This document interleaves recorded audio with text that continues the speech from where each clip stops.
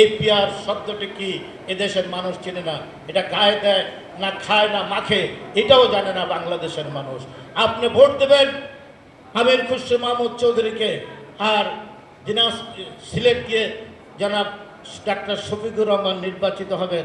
এই পিয়ার এদেশের মানুষ চেনে না। মানুষ চেনে যাকে ভোট দেবে সকালে উঠে তার কাছে যাবে, তার কাছে তার সুখ দুঃখের কথা বলবে, তার এলাকার উন্নয়নের কথা বলবে, তার গরিব দুঃখী মানুষের সাহায্য সহযোগিতার কথা বলবেন।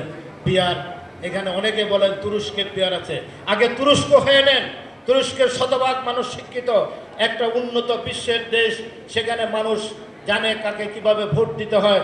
এই দক্ষিণ পূর্ব এশিয়ার একটি দেশও পিয়ার বলে কোনো শব্দ নেই।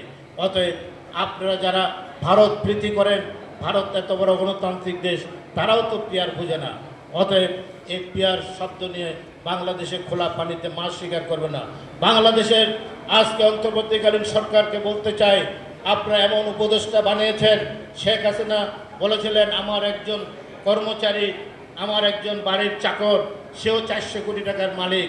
আর এই 8-9 মাসে আপনার অন্তর্বর্তীকালীন সরকারের কোনো উপদেষ্টার বিয়েরাও 1000 কোটি টাকার মালিক হয়ে গেছে। অতএব কীভাবে লুণ্ঠন হচ্ছে, এই ক্ষমতা দীর্ঘস্থায়ী করে বাংলাদেশকে লুণ্ঠন করার যে প্রচেষ্টা চলছে, পিয়ারের নামে গন্ডগোল করে বাংলাদেশকে অরাজকতার সৃষ্টি করতে চান। তারা প্রকারান্তরে বাংলাদেশে জাতীয়তাবাদী শক্তির উত্থান চায় না। শহীদ প্রেসিডেন্ট জিয়া রহমানের উত্তরসূরি বেগম খালেদা জিয়া এবং তারেক রহমানকে বাংলাদেশের রাষ্ট্রীয় ক্ষমতা আসতে দিতে চায় না। আরেকটি দেশের ষড়যন্ত্রে তাদেরকে চিহ্নিত করতে হবে।